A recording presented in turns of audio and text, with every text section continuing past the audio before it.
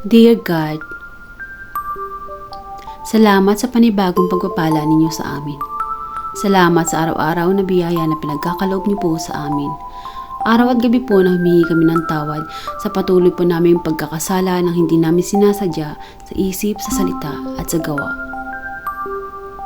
Alam po namin na kayo ay mahabagin at naiintindihan po ninyo ang aming mga kahinaan, kaya patuloy niyo po kaming iniingatan at kinakawaan.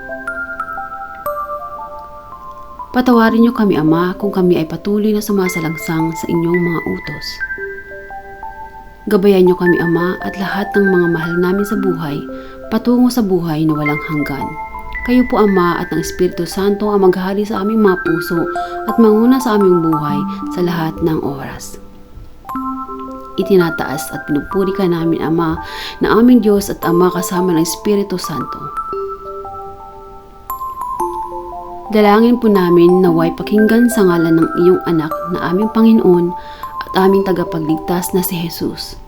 Amen.